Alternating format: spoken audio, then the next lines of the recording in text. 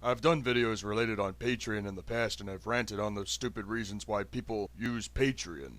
While my point still stands on what I would support, I fail to realize that artwork in general is worth the price as well.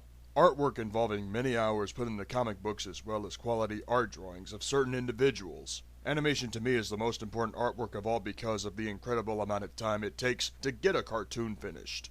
I should know because I spent 3 months animating perhaps my favorite cartoon called The Unsolved Mysteries of Rushutsu.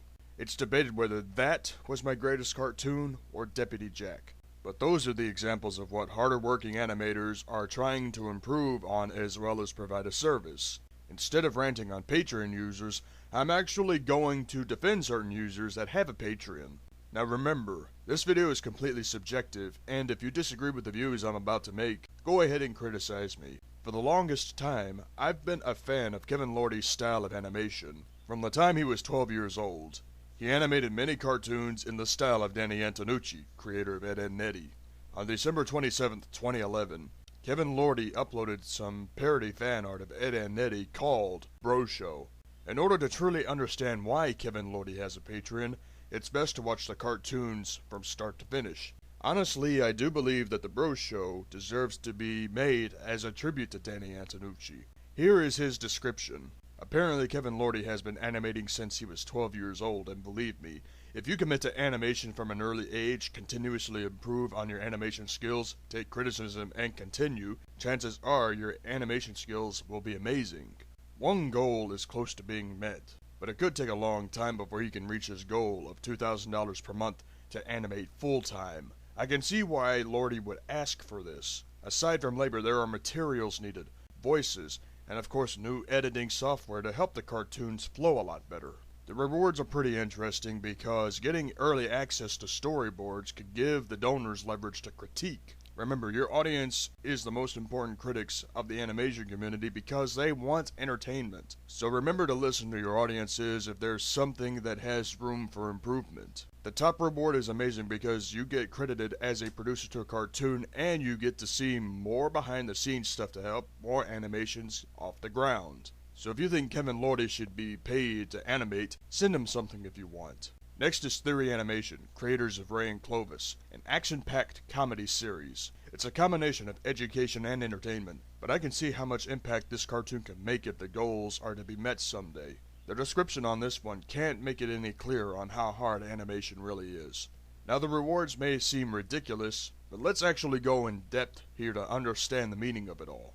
Getting access behind the scenes on a blog is a clear indication of what possible new shows will be made. This part of the Theory Animation Patreon is exciting because you can listen to voice actors perform as the cartoons in question are still being worked on and finalized.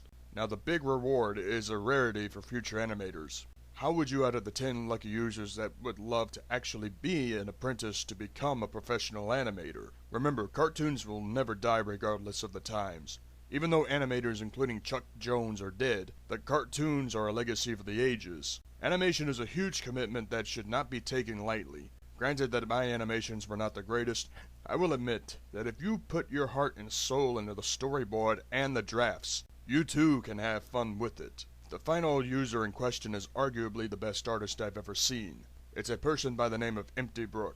Empty Broug is a comic book artist that likes to add pizzazz to her comics by mixing robots and superheroes with epic nostalgia from the 1990s. As a matter of fact, let's go to her DeviantArt to show examples of her artwork. The time and detail it takes to make these artworks golden can be overwhelming.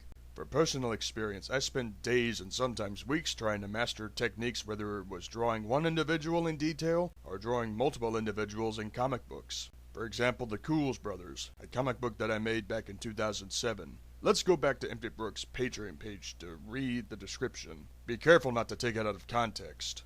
It's pretty obvious you can't have a comic drawing nor animation without a story, otherwise it's a waste of time. Now I do agree with Empty Broug that as time goes along, we will hit a bump in the road and need help. In the case of drawing comics in general, this is a big deal. Take it from a guy like myself that drew comic books back in 2007.